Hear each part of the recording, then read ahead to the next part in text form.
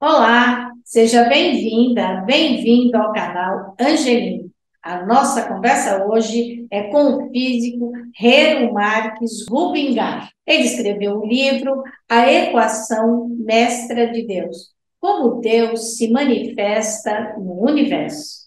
E antes de começar essa nossa conversa, eu te passo aquele convite. Se você ainda não é inscrito no canal Angelim aqui no YouTube, faça sua inscrição, deixe seu like, faça seus comentários e também nos acompanhe pelo Spotify, o Instagram e o Facebook.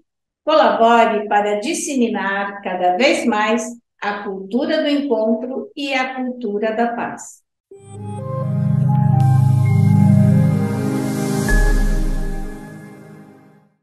Rero Marques Rubingar. É um prazer recebê-lo aqui no canal Angeline. Muito obrigada por ter aceitado o nosso convite. Eu que agradeço, Cris Angeline. É um prazer enorme poder estar tendo essa oportunidade de conversar com você e trocarmos ideias sobre o livro que eu escrevi. Então, o Rero é um físico e escreveu um livro maravilhoso, chama A Equação Mestra de Deus, como Deus se manifesta no universo. É por isso que ele está aqui hoje e vai conversar conosco sobre isso. Então, Rero, eu não tenho como começar essa nossa conversa se não for por essa pergunta. Como Deus se manifesta no universo? Perfeito, já foi logo na parte final, né? Eu escrevi o livro com o objetivo de chegar nessa resposta no último capítulo, né? Eu preciso construir toda uma ferramental da física para poder colocar o conceito, né? Mas a ideia que o livro se baseia é na termodinâmica, que tem uma quantidade chamada entropia. Tá? A entropia, quando nós fazemos um curso de química no ensino médio, até mesmo na universidade, a gente tem um contato com um professor de química, ele ensina o conceito de entropia como desordem. Né? Então, assim, desordem é aquela coisa que não interessa muitas pessoas, né? Mas uma grandeza tão útil, tão importante. E, assim, foi um dos primeiros conceitos realmente que a entropia teve. Tá? Se você compara, por exemplo, a água no estado sólido, os átomos estão mais organizados na forma de um cristal, né? Enquanto que na forma gasosa, onde a entropia é maior, elas estão mais livres, né? Tem mais possibilidades. Mas o que foi acontecendo? O conceito da entropia é um conceito que foi se desenvolvendo ao longo dos tempos. Tá? Quando chegou no século XX, a formulação da entropia já era uma formulação estatística e que foi muito usada, por exemplo, para compreender a mecânica quântica, né? Houve um pesquisador, um físico chamado Shannon, que é a base de toda a teoria do caos, o artigo que ele publicou em 1948, em que ele definiu a entropia da informação. Então, ele estava estudando comunicação por telégrafo e ele viu que uma informação continha uma forma de ser descrita, a dificuldade daquela informação ser gerada como uma entropia. Exatamente a mesma forma da entropia, só que sem a multiplicar pela constante de Boltzmann, que é a unidade da entropia. Então, assim, a entropia é informação, ou é uma medida de uma informação. Eu posso fazer uma medida de entropia no DNA, eu posso fazer num texto de Shakespeare, ou na Bíblia, ou qualquer outro texto, né? Eu posso fazer uma medida dessa entropia, e assim eu consigo determinar, então, uma característica de uma determinada informação, num texto, de qualquer coisa, tá? Quando Bom, você fala medir, você está falando o quê? Interpretar aquele texto, verificar o que ele tem, é isso? não nesse sentido. Por exemplo, quando vou dar um exemplo muito simples. Quando você vai fazer uma senha no computador, a gente tem que fazer várias senhas, né? Certo. Então, assim, o que eles te pedem? Pedem para fazer uma senha que tenha letras maiúsculas, letras minúsculas, caracteres especiais, não pedem números? Sim. Diferentes tipos de caracteres. Porque quanto mais variada for essa senha, maior a entropia de Shannon, a entropia da informação dessa senha. Ou seja, mais difícil é você quebrar aquela senha, descobrir qual é a senha. Se eu fizer tudo 1, a entropia da informação é 0. Se eu fizer tudo letra A, a entropia da informação é 0. Eu tenho que ter diferentes caracteres para identificar, para dificultar a quebra daquela senha. Então, assim, a entropia da informação é uma medida de uma informação, tá? Então, assim, a manifestação de Deus no universo, na física, né, ela é, então, uma manifestação através de informação, que é a entropia. Você teria 3 grandezas importantes no universo, formando uma trindade de grandezas. A primeira delas seria a matéria, que converte-se na segunda, que é energia, e vice-versa. Isso foi comprovado pelo Albert Einstein em 1905, numa publicação que ele fez. E aí uma terceira quantidade, que ela foi proposta pelos físicos que estudavam a termodinâmica, pelo Boltzmann, pelo Clausius, essa grandeza é chamada de entropia. E o conceito, a compreensão dessa grandeza da entropia foi evoluindo através dos tempos, até chegar no conceito atual, que é esse conceito dela como uma entropia da informação, um grau de dificuldade daquela informação ser gerada, uma medida que eu faço, né, na informação. Tá? Então, assim, o livro baseia-se nessa quantidade. E por que eu digo que é a manifestação de Deus? Porque essa terceira quantidade, ela é imaterial, e, ao mesmo tempo, ela pode gerar um resultado em energia. Então, ela seria também conversível em energia.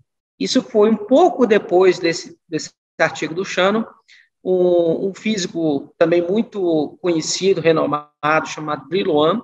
Ele fez uma proposta de uma situação hipotética para provar uma possível conversão de informação em energia. E ele chamou esse experimento, né, mental de demônio de Maxwell. Então, ele imagina o seguinte: uma partícula, se você conhece o estado dela de energia, você pode impedir ela de perder energia. Quando uma partícula está em equilíbrio na termodinâmica, ela ganha e perde energia o tempo todo. Mas, na média, ela não, a energia dela não vai aumentar no tempo. Ela vai para o mínimo, tá? Ela não tende a ir para o máximo. Então, essa figura, o demônio de Maxwell, seria uma entidade, né, que iria ali interferir no experimento para não deixar a partícula nunca perder energia, só ir ganhando energia. Então, apenas a informação seria necessária para fazer essa conversão. Bom, esse trabalho era uma situação hipotética, proposta lá, porque quando se descobriu a entropia da informação, percebeu-se todas essas características. Isso foi realizado num laboratório por um cientista japonês em 2010. Isso está relatado no livro. Então, se você tem a capacidade de converter informação em energia, essa é a chave da manifestação de Deus no universo. Essa é a minha proposta no livro, né? Então, assim, como que um ser espiritual, Deus, né, no caso, se manifestaria através desse processo. É o processo natural físico para que ocorra esse tipo de manifestação, tá? Isso é a ideia que eu coloquei, então, e o ponto de partida foi o trabalho do Newton. Mas aí eu vou deixar para outras perguntas. Mas aí o que eu queria entender é, quando você fala, aí está, então, a manifestação de Deus, esse ser que você diz que é um ser superior nessa manifestação, é porque tem alguma coisa que ainda não foi descoberta, ou porque ela é inatingível na hora da pesquisa? Então, eu não tive a pretensão de extrapolar nesse livro, né, como eu sou um físico de formação, né, eu não tive a intenção de, num livro onde eu coloco ideias científicas, extrapolar isso ao ponto de poder responder todas essas perguntas. Certo. Eu tenho as minhas crenças pessoais, eu sou um cristão, né, mas, assim, do ponto de vista científico, eu não tenho como comprovar o que vai além, eu tenho que comprovar como acontece. Então, mas é nesse acontecimento que você diz que pode ter ali, então, um ser superior. E aí que você diz que Deus se manifesta no universo. É isso? É uma Exato. equação que você chegou a essa conclusão. A equação não é minha, é a equação do Shannon, que faz a medida do processo da informação, e eu falo numa série de outros processos que utilizam essa equação como uma medida do que está acontecendo, né? Ela é uma medida do que acontece, e a partir daí a gente verifica que há uma conversão de informação em energia. Então, por exemplo, quando ocorre um fenômeno, eu citei esse exemplo desse experimento mental, mas quando ocorre um fenômeno que deveria ter uma variação estatística flutuando em torno de uma média, que a gente na física chama de random walk em inglês, ou caminhar do bêbado, que seria em português, o bêbado ele vai para um lado para o outro e não sai do lugar, né? Essa é a ideia, tá? Então, o movimento browniano é o experimento onde isso acontece. A gente põe no microscópio uma partícula muito pequena e observa aquela partícula movimentando no microscópio, ela faz movimento em todas as direções, aleatoriamente, o tempo inteiro. Então, a ideia é de que a gente tem um processo aleatório e, de repente, esse processo aleatório acontece alguma coisa inesperada, alguma coisa que viola essa condição naturalmente aleatória dos fenômenos. Quando isso acontece, é uma manifestação. Entendi. Aí seria uma manifestação de Deus. Quer dizer, De Deus, a manifestação que teria ali, ela não é uma manifestação comum. Ela ou então ela já foi estudada. É uma coisa que acontece, você fala, nossa, de onde será que veio isso? É isso que eu entendi ou estou simplificando demais o seu... Porque você é uma pessoa muito inteligente, né? Eu só sei fazer pergunta. O que eu estou dizendo é exatamente isso, é que se há um Deus, né, eu acredito que tem, que há, com certeza, na minha opinião, mas assim, do ponto de vista físico, a gente estabelece a coisa de uma forma matemática. Então, assim, se há um Deus, como ele iria se manifestar no universo? Através de um processo de conversão de informação em energia. Entendi. Agora, tá? Então, é isso que o livro diz. Agora, como é que você teve essa ideia? Porque, primeiro, você está no meio, que é o meio universitário, que não se fala muito sobre religião, né, Deus e tal, mas também você vem de uma área extremamente matemática, né? 2 mais 2, é uma área que não discute, talvez, pode ser, não, ou não é. Não é isso? Então, como é que você, sendo um físico, decidiu fazer uma pesquisa sobre o tema de Deus no universo? Bom, aí essa pergunta é onde começou a ideia. Há uns 30 anos atrás, eu estava cursando a minha graduação em física. E eu tive uma matéria com um professor que era muito culto, que era a evolução dos conceitos da física, ou seja, a história da física. E ele deu para cada um fazer um trabalho sobre uma personalidade da física. E eu fui sorteado para fazer o trabalho sobre o Newton. Eu já era uma pessoa que tinha uma fé cristã, né, desde aquela época. E aí, quando eu fui fazer o trabalho, eu falei assim, eu vou ler aqui, eu não sei ler em latim, mas tem tradução para o inglês, vou ler o livro que o Newton escreveu, O Princípio e a Matemática, vou ler o livro de ótica do Newton, e eu fui ler. É um livro até de uma leitura bem difícil, porque o Newton ele não escreve na mesma linguagem que nós aprendemos na universidade, no ensino médio hoje. Ele escreve numa linguagem com muita geometria. Então, é um livro com uma leitura extremamente difícil, sem figuras, muito poucas figuras, quase nenhuma, né? Então, você tem que imaginar as coisas, mas esse é um livro, uma leitura difícil para um físico. Mas um livro extremamente importante que deveria ser lido por todos os físicos em algum momento da vida. E aí, o último capítulo é uma seção chamada Nota Geral, ele fala sobre Deus.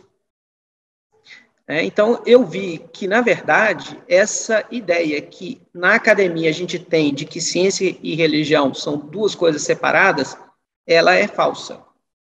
Ela não foi assim que as coisas começaram, né? E aí, naquele momento, eu falei assim, não, eu vou um dia escrever um livro. Agora, eu tenho uma carreira aqui, muita gente fala contra a religião, tudo, eu vou deixar isso mais para o futuro.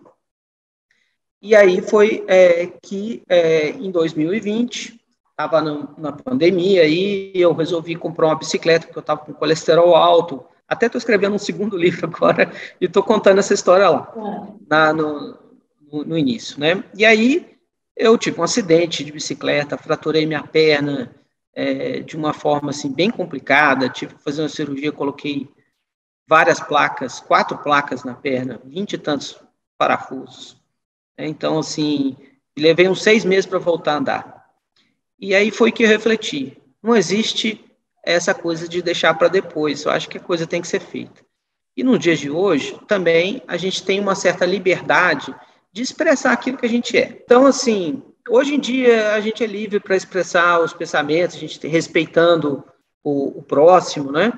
A gente, todo mundo tem o direito de pensar. Então, assim, eu pensei realmente que eu estava bobagem, né? E falar nisso, pouca gente foi na minha... fiz um lançamento em Belo Horizonte, foi até bastante gente, mas o que eu fiz aqui na cidade onde eu moro, que é Itajubá, no sul de Minas, foi pouca gente, mas da universidade.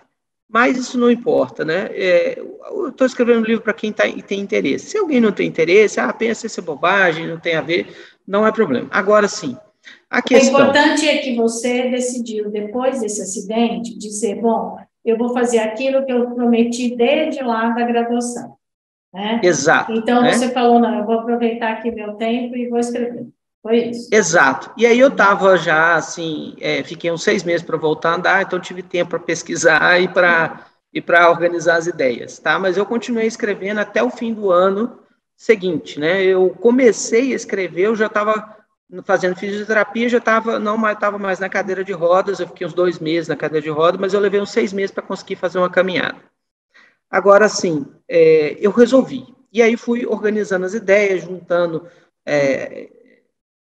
informações, mas eu realmente, se eu tivesse feito isso 30 anos atrás, eu não saberia o que escrever.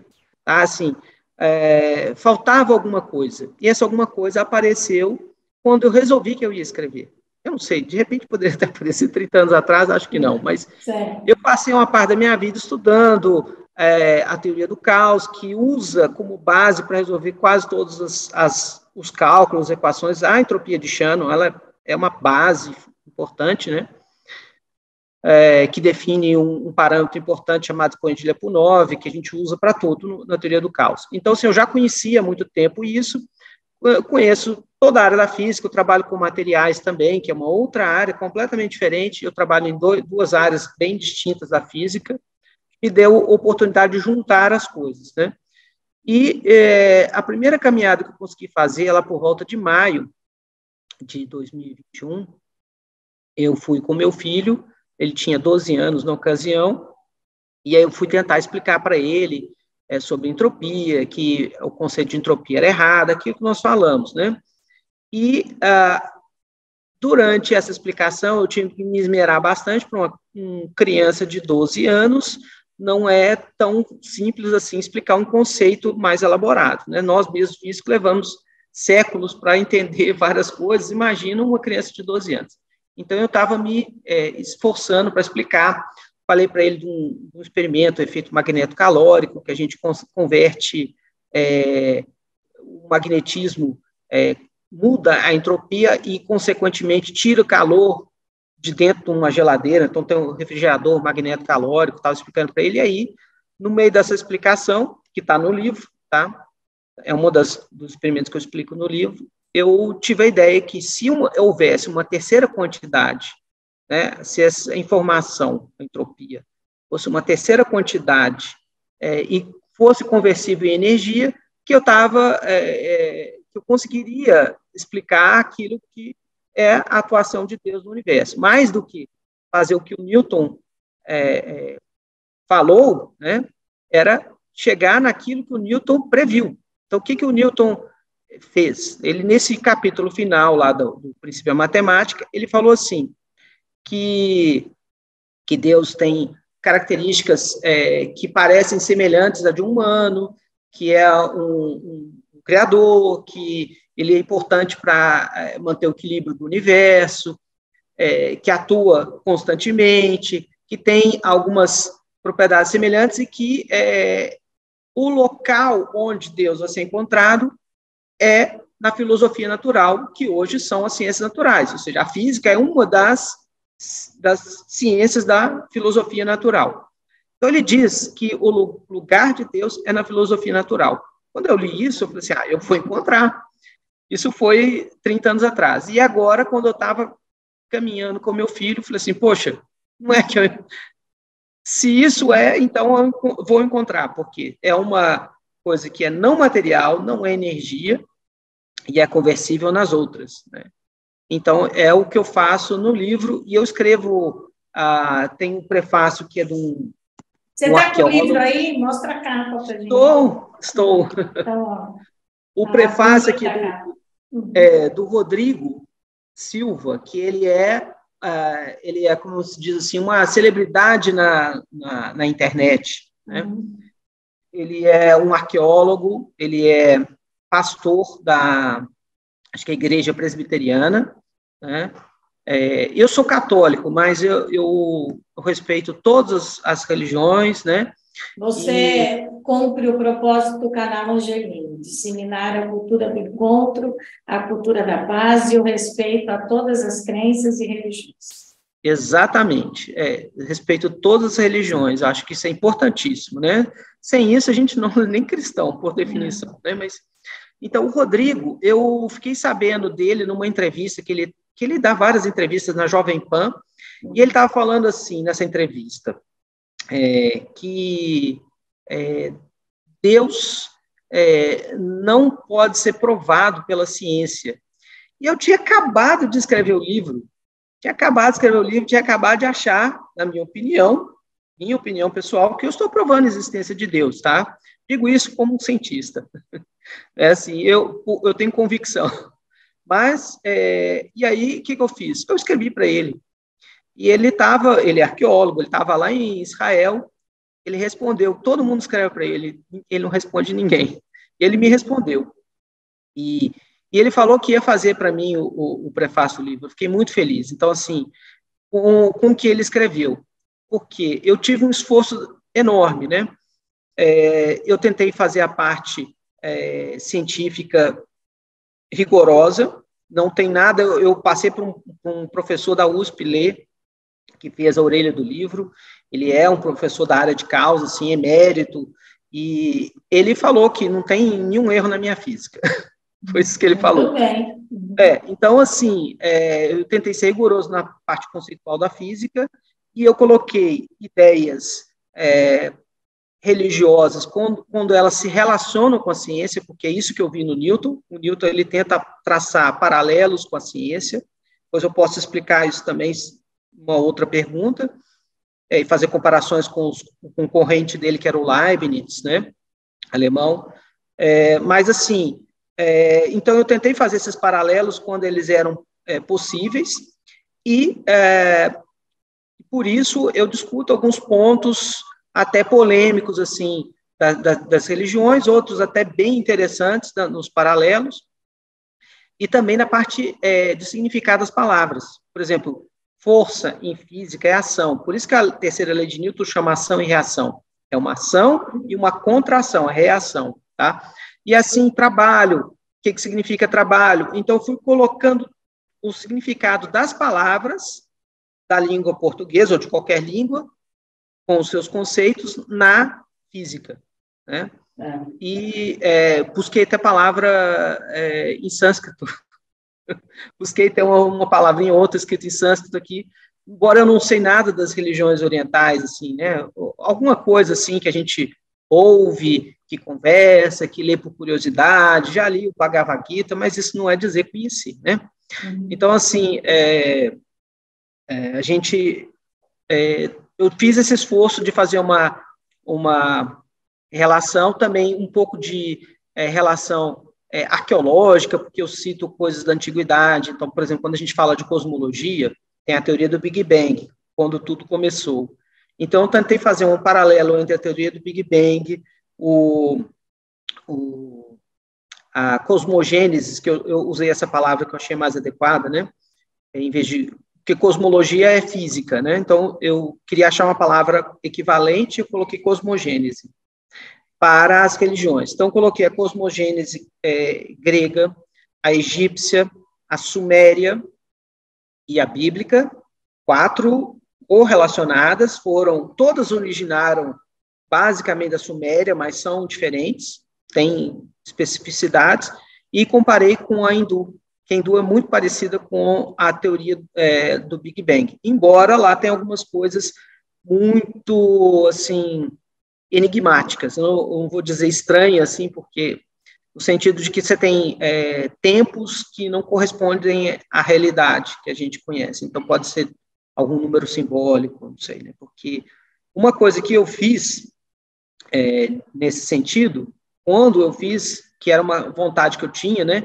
A gente sempre tem confrontado com pessoas que não gostam das religiões, quando elas falam do criacionismo, né? Então, e tem outros que acreditam no criacionismo, né? Tem os que acreditam e tem aqueles que, inclusive, eu acredito que o Rodrigo, né, que escreveu o prefácio, ele é um dos que acredita no criacionismo. Eu não tenho certeza. O criacionismo que você diz é quando diz Deus criou o homem e a mulher. O mundo em 6 dias. Deus criou o mundo em 6 dias. E o que você acredita é que tudo foi tendo uma evolução até que chegou no homem. É isso? Exato, exato. Mas, olha, antes da gente continuar aqui, eu queria que você me explicasse o que é exatamente essa teoria do caos. Muito bem. Tá. A teoria do caos, assim, se a gente for olhar na mitologia grega, né, e o aspecto filosófico, o caos seria desordem mesmo, mas não é o que os físicos fizeram. Da mesma forma que o conceito de trabalho, por exemplo, nós estamos trabalhando agora, estamos conversando, né, ou escrevendo um livro, digitando no computador, mas o fenômeno do trabalho na física tem a ver com deslocamento, é uma força aplicada que provoca um deslocamento. Então, se eu não tiver o deslocamento, estou sentado, eu não estou realizando trabalho do ponto de vista da física. Então, o conceito de caos na física, ele não é o mesmo conceito da mitologia. Agora, assim, embora isso, de fato, assim, seja colocado com aquele Deus que produz ações desordenadas, existem várias questões da história lá do caos, que eu explico aqui, da mitologia do caos, com a teoria do caos. Por exemplo, o Deus caos, ele é o primeiro Deus que apareceu, né? Na verdade, não é um Deus, é uma divindade, tá? Isso é importante. O conceito de Deus é mais o Deus da Bíblia, um pouco diferente, né? O conceito de Deus. E a divindade, você pode ter múltiplas divindades, e ela tem uma ação um pouco mais limitada. Mas vamos lá, o caos é uma divindade que não se reproduz da mesma maneira sexuada que os animais. Ele se reproduz por divisão, tá? Então, assim, o fenômeno do caos na física, ele é um fenômeno que não é a desordem total, mas que não é a ordem total. Ele surge do fenômeno não linear. Quando você tem um fenômeno não linear, então eu coloco isso de uma maneira bem clara no livro, que eu pego lá a equação x2 menos 2 e mostro que ela é uma equação caótica. Tá? E eu faço a conta, monto a tabelinha e coloco os números. E assim, se você começar em menos 2 ao quadrado dá 4, menos 2, 2. Você pega esse número e joga de novo na equação, ao quadrado, 2 ao quadrado, 4, menos 2, 2, ele fica nesse 2 pro resto da vida, se você for reinjetando esse número. Porque o caos tem que ter uma realimentação. Então, se você colocar menos 1,999, em pouco mais de 5 passos, ele já perdeu de ir para o número 2. Ele não vai mais para o número 2, ele varre todo o intervalo entre menos 2 e 2. Isso é o caos. Então, agora, o caos é um dos fenômenos que é possível acontecer na natureza em termos de ordem. Então, você tem 3 situações. Você tem uma situação aleatória, que é o normal da termodinâmica, totalmente descorrelacionado, não tem correlação temporal. O estado seguinte não tem nada a ver com nenhum dos outros estados. Você tem a situação da mecânica clássica newtoniana, que são os fenômenos lineares, onde você tem um ponto Por exemplo, se eu chuto uma bola, eu sei todos os pontos que ela vai descrever no futuro, toda a trajetória dela. Então, esses são fenômenos totalmente determinísticos, um ponto da memória de todos os pontos no tempo. E tem a situação caótica. A situação caótica é não linear, é muito sensível às condições iniciais. Quando a gente ouve aquele filme chamado Efeito Borboleta, né, e foi descoberto nos anos 70, quando o advento da computação permitiu estudar os fenômenos caóticos melhor, né? E aí, assim, a ideia de que se uma borboleta bate asas lá na floresta amazônica, isso altera o clima do planeta, daí a 5 meses faz a diferença entre fazer uma chuva ou não lá na China. Essa é a ideia. Então, se uma pequena variação provoca um efeito muito grande. E isso essa variação é que se chama o caos, que é uma variação que você não pode prever. É diferente de como você falou da bola. Porque a bola então, você prevê. Você prevê em curto espaço de tempo. Se o tempo é muito grande, você perde a previsibilidade. Tem uma memória de alguns estados no futuro. Eu consigo saber o próximo, alguns estados no futuro. E essa sensibilidade, o efeito borboleta, é a taxa que eu vou perder essa informação no futuro. Entendi. E essa taxa que eu vou perder informação no futuro é, assim, no sentido da física, é uma taxa de variação, ou a derivada, né, para quem tem curso superior, é uma taxa de variação, um delta x sobre delta t, né, uma velocidade dessa perda dessa informação, mas ela não é o delta x delta t, ela é uma delta de entropia em relação ao tempo. Então, uma taxa de variação da entropia no tempo. Tá? Então, assim, eu estou gerando... O que é entropia, então? Eu estou gerando novas informações o tempo inteiro, e a nova informação é como um disco rígido que eu acabei de comprar na loja. Eu não sei qual bit é 0, qual que é 1, é tudo desordenado. Por isso que o conceito de desordem, tá? Então, toda vez que eu gero novas informações, eu gero elas sem estarem gravadas, sem eu saber qual a informação que está sendo gerada. E aí, quando a gente interage com o universo, esse fenômeno não acontece isolado do universo, ele está interagindo com o resto do universo, então, o resto do universo, uma parte dele é aleatória. E essa parte que é aleatória vai gerar uma incerteza no tempo, e depois de um tempo acumulado, já não sei mais onde é que aquela partícula vai estar, onde vai acontecer a tempestade ou deixar de acontecer. Então, o fenômeno não linear do caos, ele tem uma memória mais curta no tempo. Enquanto que o fenômeno descrito pela mecânica clássica, linear, ele tem uma memória infinita no tempo. E essa memória não linear é onde você encontra Deus, é onde Deus se manifesta. Ela causa uma série de fenômenos que nós atribuímos a Deus. Entendi. Por exemplo, a organização dos seres vivos, do DNA, né? Ele contribui para acontecer uma série de fenômenos que nós observamos na natureza e que nós atribuímos à divindade. Entendi. E quando você explicou para o seu filho de 12 anos, ele entendeu? Ele entendeu, mas eu já explico muitas coisas para ele há algum tempo, né? Não, claro, por ser seu filho, ele deve estar, inclusive, acostumado com essa linguagem. Sim. E qual foi a reação dos seus amigos na universidade quando viram o título do seu livro? Então, eu pedi para divulgar, né? E aí um colega ele levou uns 2 dias para falar que ia divulgar, ele ficou pensando. Eu falei para ele assim, o livro tem 95% de física, e é verdade, tá? Então, assim, é um livro que conta a evolução das ideias da física e que culmina na minha proposta, né? E aí ele divulgou, mas, assim, dos 50 professores de física e química lá do meu instituto, uns 3 foram na minha apresentação. Foram alguns outros engenheiros, colegas da universidade, mas, assim, dos físicos tiveram uma resistência, né? Mas também, assim, desinteresse, não uma resistência de achar que eu estivesse falando alguma coisa errada. No lançamento que eu fiz em Belo Horizonte, foram alguns colegas da universidade que estudaram comigo, colegas até de primeiro grau foram, ainda tenho contato, graças ao WhatsApp, a gente tem contato com as turmas antigas de primeiro, segundo grau da universidade, né? Então, eu encontrei com esses colegas, inclusive um dos colegas que estudou comigo na graduação de Física, ele está trabalhando no Paraná, na Universidade Federal Tecnológica do Paraná. Ele é da área de relatividade geral, né, de cosmologia, e nós combinamos de escrever um segundo livro sobre o tempo, que é o que eu estou escrevendo atualmente. Esse eu vou levar um pouco mais de tempo para escrever, porque tem que explicar bastante coisa de mecânica quântica que não é tão fácil. E colocar isso numa linguagem que seja acessível, mas é um pouco mais difícil. Mas Agora, então, assim... quando as pessoas leem o seu livro, desculpa, eu te interrompi, você Sim. quer concluir? Sim, então, a primeira pessoa que eu pedi para fazer o prefácio do livro recusou.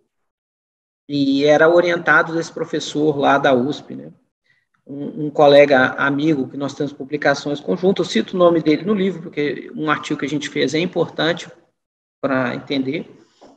Mas depois eu pedi para o orientador dele, que era uma pessoa até para mim, na minha opinião, mais assim, de maior relevância, impacto, e ele aceitou, né? Ele viu o livro, ele leu o primeiro livro para depois fazer o julgamento, né, do que ele achava, né? E ele colocou, tá na orelha do livro a opinião dele, e eu acho que a opinião é razoavelmente boa, né?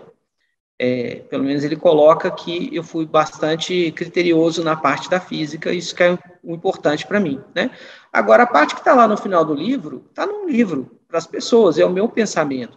Se eu quisesse colocar com certeza absoluta, eu faria um artigo científico, brigaria com os meus pares para provar a minha visão, mas não é isso que eu me propus, é um livro, né? E um livro é um livro que as pessoas leem e elas podem concordar ou não. Obviamente que o que eu coloco lá tem uma lógica e um sentido. Agora, provar a existência de Deus é uma outra história, não é o que eu faço no livro, né? O que você faz é mostrar a manifestação de Deus, é isso? Isso, exatamente. Agora, você é uma pessoa que eu entendo, claro, você é um físico renomado, uma pessoa que tem muita experiência, estuda muito, com toda certeza. Então, a sua preocupação nesse livro, que eu entendi, pelo menos parte dela, é você mostrar que, como físico, todas as suas colocações como físico, elas estão corretas. E aí você faz um capítulo mostrando como que você entende dessa sua física, que está toda correta neste livro, você entende a manifestação de Deus. É isso? Isso. Esse capítulo é um capítulo de teoria da informação. É o último capítulo. Eu não poderia começar o livro por ele e convencer as pessoas, porque as pessoas não têm esse conceito da teoria da informação tão presente na vida delas, né? Mas hoje em dia a teoria da informação é fundamental para entender, por exemplo, a computação quântica, está na fronteira do conhecimento. Então eu tive que fazer o caminho até chegar lá. Agora, uma coisa importante colocar: os primeiros físicos, eles vieram de escolas que foram estabelecidas pela religião cristã. Tá? Eu não poderia dizer que foi a única religião que estabeleceu escolas, tinham escolas no mundo islâmico, tinham outras escolas, né, de origem religiosa, mas as primeiras escolas que se tornaram universidades foram instituídas pela religião cristã, seja pelo catolicismo, seja pelos protestantes, né? Então, assim, a origem do estudo de todas as ciências, de todas as áreas do conhecimento, não direi só da ciência, mas das ciências naturais, ela nasce a partir de ideias de origem religiosa, tá? Todos os pensadores, eles foram modificando a partir de uma origem de conhecimento religioso para depois uma coisa mais genérica. Mas, inicialmente, tudo nasceu de uma fonte religiosa. Se você for olhar até o Newton, existe uma diferença importantíssima entre o Newton e o alemão Leibniz. O Leibniz, ele inventou o cálculo diferencial integral na maneira como nós usamos a notação, né, que é usado na física, nas engenharias, na matemática, que é importantíssimo para a gente trabalhar com a física, mas o Newton, ele descobriu o cálculo da sua maneira, usando muita geometria, antes ou até mesmo ao mesmo tempo que o Leibniz, muito provavelmente antes, né? Só que o Newton era uma pessoa mais fechada. Então, ele, quando resolveu colocar as ideias dele e publicar, o Leibniz já estava falando, não, fui eu que fiz, eu fiz antes, mas provavelmente ele fez antes do Leibniz. Naquela época também, as coisas eram divulgadas mais lentamente do que hoje. Mas, assim, o Newton, quando ele propôs a teoria da gravitação, ali tem uma diferença muito grande para a teoria do Leibniz. Tá? O Leibniz, ele tinha uma visão semelhante ao Newton. A origem dos dois é no cartesianismo. Tá? Então, e aí a gente pega uma ideia fundamental do Descartes, que é assim, penso, logo existo, não é? Que em latim é cogito ergo sum. Então, assim, porque eu questiono é que eu existo, né? Se uma tradução nós conhecemos como penso, logo eu existo, mas o ato de questionar é que me faz existir. Ou seja, o Leibniz, então, ele levou isso tão sério que ele falou assim, só existe coisas que têm consciência. Tudo que existe tem consciência. Então, ele criou uma teologia própria chamada monadologia. E ele se juntou com um filósofo que era o Spinoza, e ele escreveu e ele, como matemático, com rigor matemático, definição de teoria do conjunto, de conceito, muito interessante o que ele fez. Mas é um trabalho novo. O Newton, ele seguiu os passos do Descartes, mas numa outra direção. Ele preservou aquele conhecimento religioso no qual ele não concordava, por exemplo, com a Trindade. Isso eu coloco no livro. Newton não concordava porque ele não tinha percebido nada que justificasse a existência da Trindade. Já o que eu faço no livro é mostrar que depois da matéria a gente viu que tinha energia, levou mais de 100 anos para o conceito de energia se estabelecer, e mais ainda, quase 3 séculos depois, para ter a prova de que matéria e energia são conversíveis, né? Mas o Newton, ele acreditava no Deus da força, porque era o que ele propôs. Mas ele partia de conceitos seculares, antigos, né? Enquanto que o Leibniz escreveu tudo do zero. Então, o Newton, muito provavelmente, eu não coloquei com essas palavras no livro, muito provavelmente, quando tem aquela cena da maçã, né, que pode nem ter acontecido, mas aquela cena da maçã, da ideia da maçã caindo, o que tem naquilo? Qual é o simbolismo que tem naquilo? Então, eu traduzo essa informação. Na verdade, o Newton, ele partiu do seguinte: quando você reza o Pai Nosso, você fala assim na terra como no céu, certo? Esse é um princípio da hermenêutica muito anterior até ao cristianismo, que se diz assim como é em cima, é embaixo. Tá? Então, a gente tem isso na física, hoje, a gente chama isso de simetria. As leis da física são as mesmas em qualquer ponto do universo. Para o Newton, era muito claro que as leis da física, ou seja, as leis de Deus, eram as mesmas em qualquer lugar do universo. Então, para ele, a gravitação dos corpos celestes, dos planetas, por exemplo, deveria ser a mesma lei que justificasse a queda dos corpos na superfície da Terra. Então, quando ele propõe a gravitação dele, aquela ideia da maçã caindo, embora aquilo possa nem ter acontecido, seja uma imaginação das pessoas, aquilo representa o seguinte, que dali ele deduzia a lei da gravitação, significa que a gravitação dos corpos celestes é a mesma que descreve os corpos na Terra, ou seja, assim na Terra como no céu. Então, isso eu faço no livro, eu coloco no livro.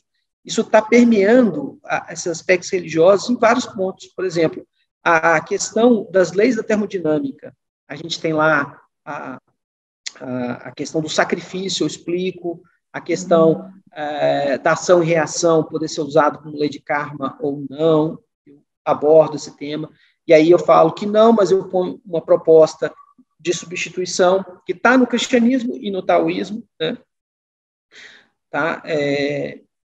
E o cristianismo vem em substituição de algumas coisas, né? Ele não vem para reformar a lei, mas ele modifica algumas coisas. Né? Na verdade, ele cria a civilização, o cristianismo. Sim, né? Ele diz, vamos parar o olho por olho, dente por dente, isso. Vamos parar de apedrejar, vamos conviver aqui. Né?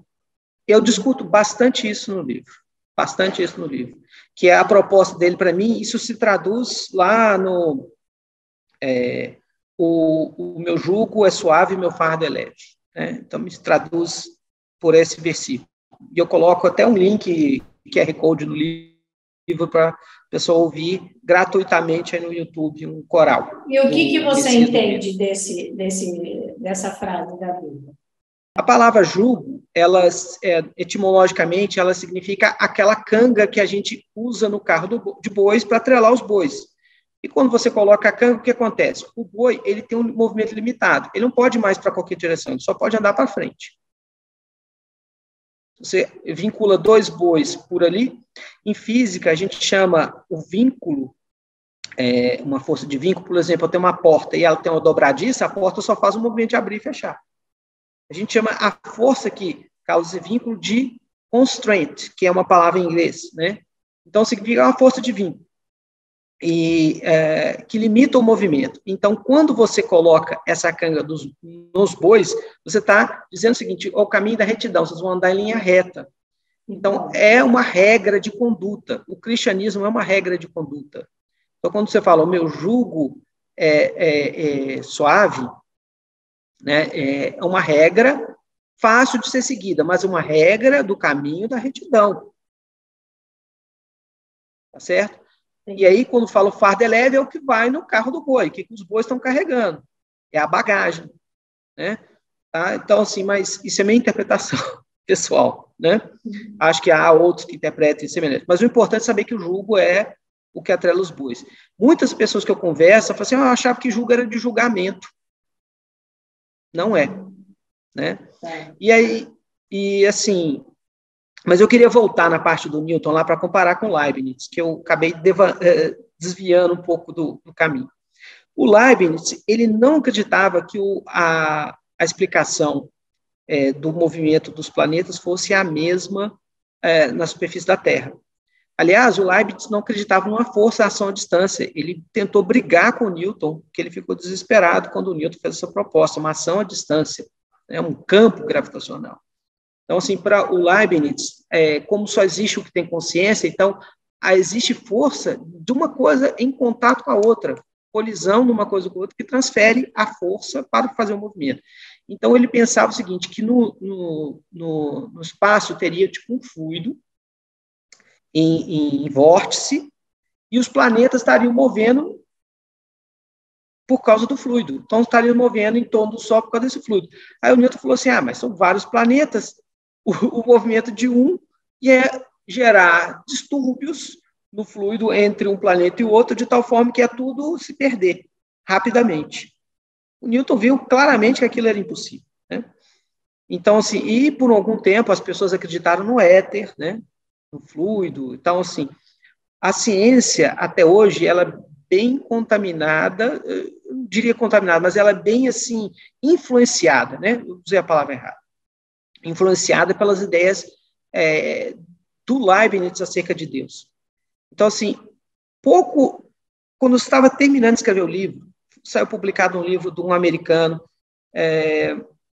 que chama a Equação de Deus, em português, em inglês é God Equation, que não é exatamente essa tradução, seria assim, a equação Deus, que é sobre aquela partícula bóson de Higgs. Então, todos esses físicos que, acreditando em Deus ou não, quando eles falam em Deus ser uma partícula, ter uma partícula, eles estão comprando a filosofia do Leibniz, tá? O Newton não. O Newton parte da filosofia judaico-cristã. Então, são coisas diferentes. Eu segui o caminho do Newton no livro. Mas eu não falo tanto assim do Leibniz no livro, porque o meu objetivo não é falar mal de ninguém, era fazer uma proposta. Então, no livro, eu evito esse tipo de confronto com todas as religiões, com todas as coisas, e em vários momentos eu coloco que não quero fazer confronto, que é só uma proposta, que a pessoa pode acreditar naquilo que ela acredita, por exemplo, a pessoa que acredita na lei do karma pode acreditar, porque uma coisa é o que ela acredita, a outra coisa é o que é possível explicar com a física. Uhum. E porque, se você pensar, tudo que a grande maioria do que é divino, sagrado, ele é uma coisa inatingível muitas vezes, né? Você não tem mesmo como explicar, né? Tem coisas que você tenta fazer, mas assim, que chega uma hora, até por isso existem essas expressões, só por Deus, né? Sim, Ou mas, então, sim, só mas, Deus na causa, só Jesus. sim, Porque tem mas o que eu coisas quero que, dizer, por Cris, mais que você queira explicar ou que você queira demonstrar, ela não, você não tem uma explicação. E aí é por isso que o divino, o sagrado, é tudo um mistério. sim, exatamente. Então, por isso que eu preservei, e aí eu coloco até na introdução do livro, a questão de como é que o conhecimento religioso está sendo estabelecido, eu tentei preservar e respeitar esse conhecimento. Agora, o que eu queria dizer, assim, é que a gente está no mundo físico. Nós temos um corpo, quando eu empurro a mesa, estou sob a ação das leis da física. Então, não adianta eu fazer uma proposta como uma coisa divina que ela não seja compatível com toda a manifestação que existe no universo. Então, se eu acredito numa coisa que ela não tem como se manifestar fisicamente, muito provavelmente aquela coisa não está compatível com a lei de Deus. Tá? É uma visão equivocada. Então, assim, no quesito manifestação, achar que a gente pode acumular alguma energia positiva, negativa, não existe bem isso, tá? Na física. Assim, o zero da energia a gente coloca onde quer, né? Então, é uma questão, assim, de referência, mas não existe, por exemplo, se eu pegar uma coisa que atrai os opostos, né? É justamente, a gente não tem uma lei que atrai os iguais, a gente tem uma lei que atrai tudo, e a gente tem uma lei que atrai os opostos, e tem uma lei que leva para o equilíbrio, tá? Então, assim, eu escolhi como a expressão de uma conduta assertiva a lei do equilíbrio, que é a lei que tem no taoísmo e a lei do cristianismo, do julgo, do caminho reto, da retidão, tá? Se você escolhe uma coisa de atração de iguais, não existe. Eu tenho carga positiva e negativa. Não existe nenhuma coisa no universo que se expresse como atração de iguais, a menos que seja atração de tudo, gravitacional. Aí leva tudo para o zero. A ideia da gravitação, se só existisse a gravitação, é tudo virar um ponto. Como foi no início do universo, na teoria do Big Bang, começou tudo de um ponto. Então, se a única coisa que existisse no universo fosse a gravitação, aí vai tudo para o zero, ou seja, não tem desenvolvimento, não tem evolução, não tem nada. Então, assim, não é compatível uma ideia de atração de tudo. E assim, aí é assim também, uma coisa que atrai tudo, o bem iria atrair o bem e atrair o mal também, né? E assim, o que ocorre se eu usar, por exemplo, a carga elétrica positiva e negativa, se chamar a carga positiva de bem e a carga negativa de mal, por exemplo, né? O bem atrai o mal, mas o bem repele o bem. Não faz sentido. Então, assim, tá? A ideia é o equilíbrio, o caminho do equilíbrio. O equilíbrio é também tudo na sua vida, né? Você não Sim, faz nem tanto uma coisa, nem tanto outra. Quanto mais equilibrado você for na sua mente, no seu corpo, no seu espírito, nas suas relações, mais paz interior você tem, né? O equilíbrio, ele te leva a isso. Eu acho que é por isso que chama equilíbrio, né? Que sim, é a sim. questão de equilibrar. Então, não é uma questão de ficar em cima do muro, mas é uma questão assim, nem tanto o céu, nem tanto a terra, como a gente fala, não é? Então, o equilíbrio, ele te leva, inclusive, a ter uma paz interior, não Exato. Então, a ideia do equilíbrio, se uma pessoa vai lá, né, e quer se alimentar, gosta muito de um determinado tipo de peixe lá, truta, e vai lá e caça todas as trutas que tem na natureza, as trutas deixam de existir, né? Então, essa é a ideia do equilíbrio. A gente deve preservar as coisas, né? Uhum. Então, se a gente começa, por exemplo, a se expor a um risco, né, muito grande, a gente pode morrer, a gente pode se acidentar. Por exemplo, eu fui andar de bicicleta, me expus ao risco e sofri um acidente. Então, a questão do equilíbrio é uma questão importante. Certo. Ai, olha, a conversa com você é muito boa, você é uma pessoa muito inteligente, muitas coisas a gente tem que pensar e repensar no que você fala, né? Eu agradeço muito, mas eu quero saber se você, para essa nossa conversa aqui, porque o seu conhecimento é enorme, você gostaria de dizer alguma coisa que eu não te perguntei? Muito bem, é difícil, porque, assim, teria que ser sucinto, né? Mas, assim, o importante, com o que eu escrevi, né? Eu senti que eu estava cumprindo uma missão, tá? De escrever esse livro, né? Que talvez até o acidente que eu tenha tido tivesse, embora tenha me causado um sofrimento e tudo, mas tivesse funcionado para que eu refletisse sobre a necessidade de eu não deixar, não ir embora, né, desse mundo, sem deixar essa coisa que eu tinha, sem compartilhar isso com as pessoas, né? Então, eu escrevi isso no livro, no último capítulo. Eu começo ele falando, sobre, por exemplo, sobre a história do Jonas, o Jonas da Bíblia. O que aconteceu com o Jonas, né? O Jonas, ele tinha que comunicar uma coisa para o seu povo e ele foge. E aí, o que acontece? Ele é engolido por uma baleia, né? E aí, essa história do Jonas, na verdade, eu começo ela com a história do Pinóquio, que usa da mesma história. Né? Quando o pai do Pinóquio está dentro da baleia, né? Ele está remetendo a história do Jonas. Tá? Então, a gente não deve fugir do nosso destino, do nosso compromisso, e aquilo que a gente veio para fazer, a gente tem que fazer. A gente não pode se distrair com as outras coisas da vida, né? Eu acho que até já tinha falado isso de alguma forma, mas eu queria frisar. Acho que isso é o importante, a gente cumprir aquilo para que a gente veio, né?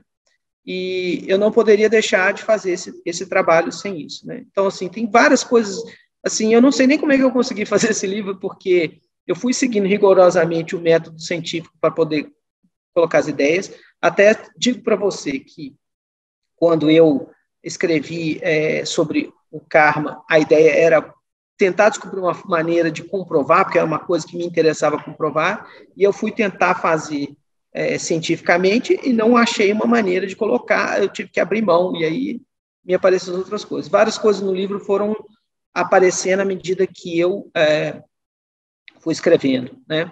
Então, assim, eu acho que é muito importante as pessoas terem presente que Deus se manifesta fisicamente, que várias coisas que a gente acredita nas religiões, elas são leis da física, que a gente descobriu depois.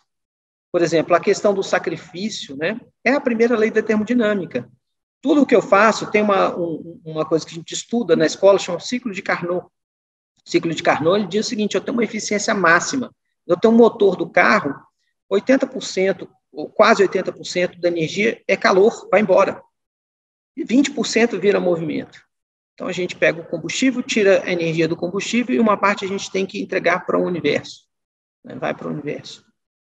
Então, assim, todas as leis da física, elas têm uma correlação com alguma coisa divina. E aí a gente fala, tá, mas você está querendo dizer, então, que quem escreveu os textos sagrados conhecia a física, tinha uma inteligência?